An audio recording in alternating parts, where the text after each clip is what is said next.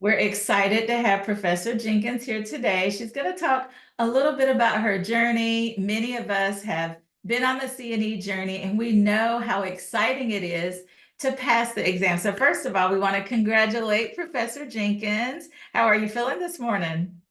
Very excited. Very That's excited. awesome. Well, we're so glad that you're here to join us. So we're going to ask her a couple of questions, and then we'll also leave a few minutes at the end for you all to ask any questions that you all have of her as well. So Professor Jenkins, just start out telling us a little bit about your nurse educator journey, your years of experience, and anything else you think is pertinent about your nurse educator career. Um, I've been a labor and delivery nurse for 30 years. And about 7 years ago, I started teaching in a PN program. I just wanted to make a change. Mhm. And so I went back and got my MSN later in leadership. And then I didn't realize how much I would love teaching. I Mhm. just love it. My husband's like, you work all the time, but it doesn't feel like work. It's I like learning, and but also when you get into academia, you realize that credentials and titles are also important. So if I Mhm. wanted to grow my resume, is um, what made me look into the CNE. Excellent. Okay. Well, thank you for sharing that. So that brings us to our next question, which is about the CNE. Talk to us a little bit about what really gave you the motivation or really helped make the decision about moving forward with the CNE. How did you get to that point where you knew you were ready to go ahead and start the process? Um, so I was, there's a Facebook page that's Nurse Educators, and so that's where like I saw Dr. Sellers' name, and then we met at the ATI conference. So when I realized there were resources, because on my own, there's nobody at our college that was CNE, and Mhm. I was trying to decide whether to pursue a doctorate degree, but at my age, the return on investment. So I'm like, I wanted something that say I'm qualified to teach. And so the CNE was really important to me. But when I looked at just the website, I was overwhelmed. I didn't know where to start. And then, so once we met and we talked at the ATI conference, Mhm. um, that's when my journey started. I'm like, okay, here's a resource. This is how I can start to do it. Mhm. And my college really encouraged me to, because we're growing. We just started our ASN RN program. Like, we're in Mhm. our third semester. So Congratulations. That's no thank easy you. feat either, to No, start a new program and to think about what your goals are too on the journey to CNE. I think that's excellent. yes. So, but the personal growth of I feel like I'm qualified to teach now. Mhm.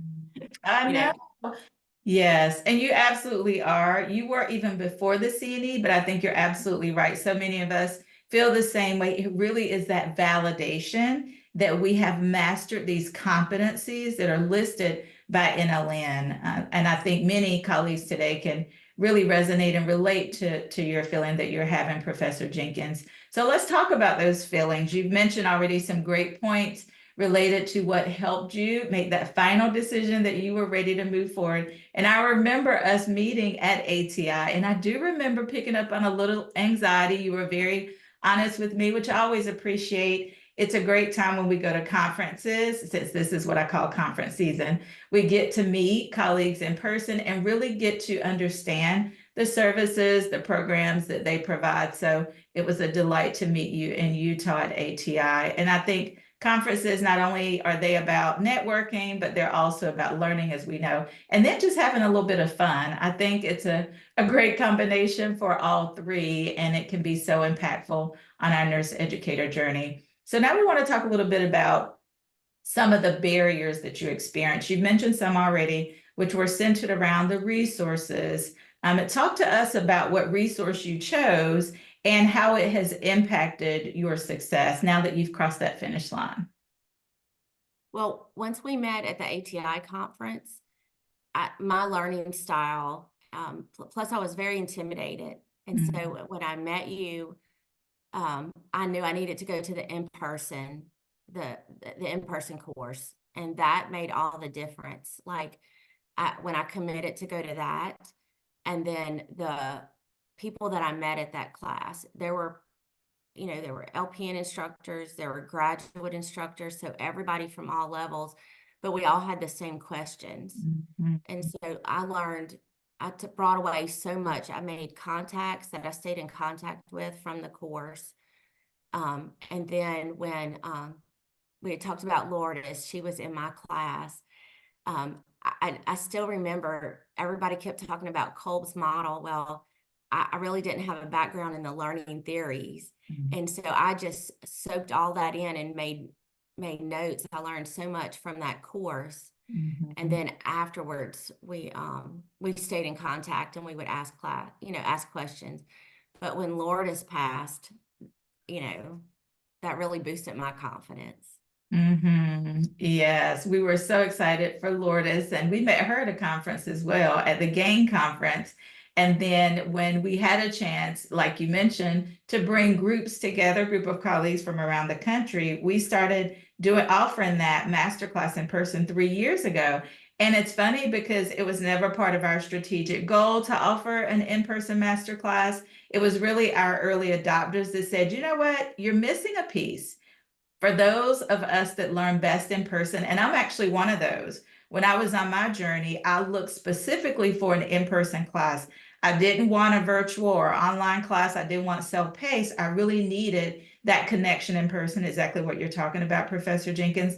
So I can definitely relate to you needing and really being drawn to that sense of community, that sense of being in the room so you can ask questions. So we're delighted to hear that you, just like many other colleagues, truly benefit from that in-person time and that supportive community. Hopefully, colleagues are listening to some of the really important words that Professor Jenkins is saying. She's talking about that community of support. It's the same strategy that we talk to our students about, that you don't want to go on this nursing education journey alone for our students. Well, it's the same thing with CNE. You want to get in a room, just like you all are today, with like-minded colleagues that can support you moving forward on your journey. Excellent. Thank you so much, Professor Jenkins, for bringing that up. I want to take us back just one more step, though. Tell us about which program you enrolled in and what made you choose that program.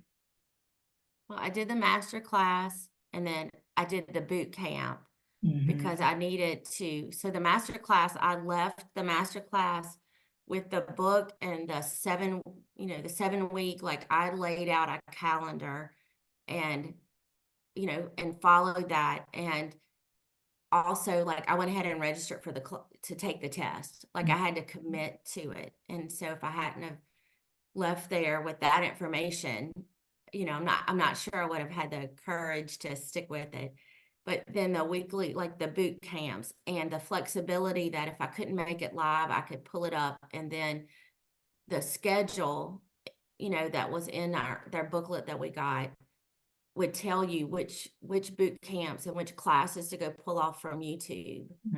And so at the end of each one of those, I would write down, okay, I already knew this. I'm not going to study that, but this is the area that I don't know. So every class and every resource, I was able to pull out, oh, this is not, I don't know this. And I would go study. Like I laughed because I had my flashcards that I even made. And most of it's like learning theories. That was my weak area. And that was really important. So I didn't waste any time on flipping through a book. I would go to exactly the pages that I was directed to study. So I didn't waste any time. I just focused on what I needed to, what I didn't know. I wasn't restudying stuff that, okay, I can pick that out.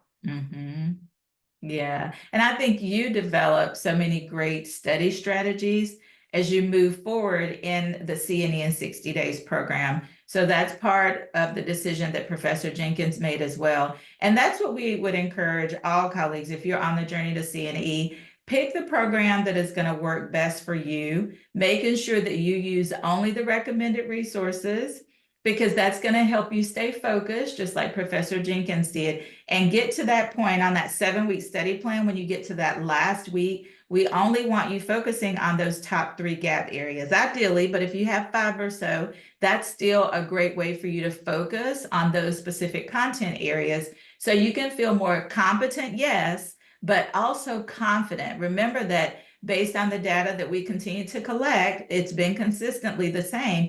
80% of our ability to achieve success on the CNE exam really is tied to content review. That other 20% is mindset. That's what you hear Professor Jenkins talking about. Her confidence started to elevate as she moved forward in the CNE in 60 Days program, was able to grasp content using the resources, and then she discerned for herself, where are my gap areas and what strategies do I need to develop as that self-directed learner that we know Malcolm Knowles talks about in his adult learning theory, to be able to close those gaps. So that's the other really important part that I think you brought up, Professor Jenkins, is really taking responsibility and accountability for closing your knowledge gaps. So we appreciate your honesty about that. So our last question before we open it up for colleagues that are here live is, what would you tell someone who is watching this video right now, or is who is here live with us, about being unsure and taking the next step? We know only 64%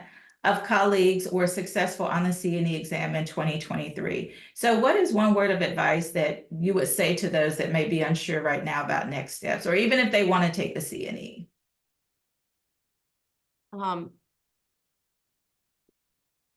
I guess first, I'm really glad I invested in myself. You know, Mhm. like I invested in myself to achieve that goal. And I did feel confident going in because I was prepared. Like I knew I had done everything that I could to know the material. And when the test clicked off and it said I passed, my first thought was, this is it. You know, because I felt, you know, confident and as prepared as I possibly could be going into, you know, that big of an exam. So Mhm. I'm so grateful that I invested, you know, in myself and given, you know, the opportunity to learn and achieve it. Mhm. But I was prepared because you know, I'd studied and I felt confident. Not as confident as when it clicked off and said I passed.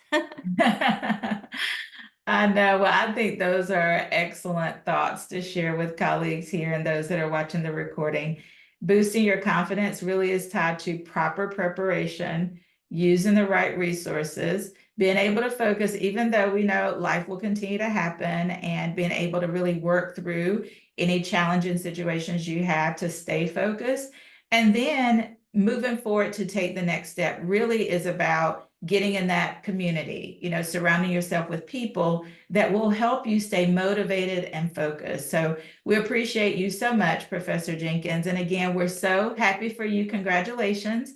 And now we're going to open it up to hear from colleagues that are live with us, any questions that they may have. Feel free to come off mute if you have any questions for Professor Jenkins.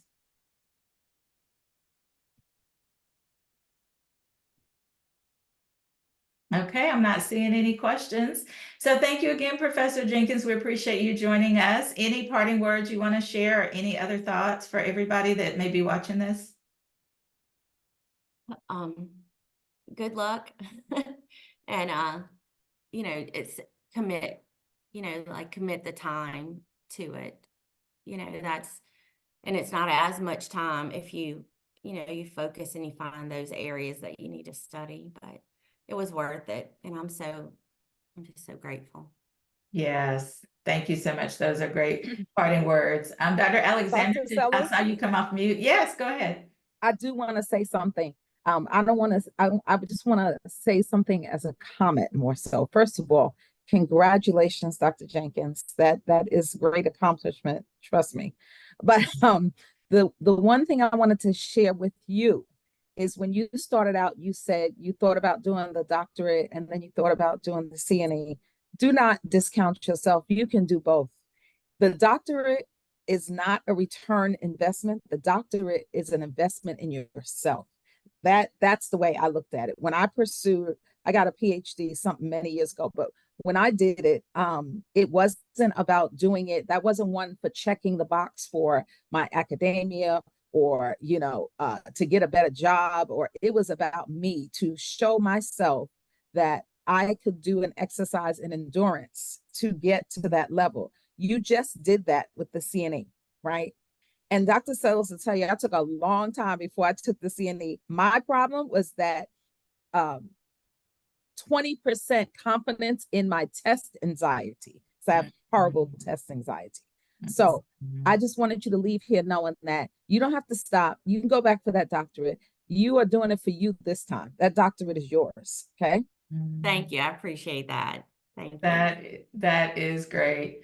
I agree. I think we have to make decisions about how we're going to invest in ourselves and then move forward.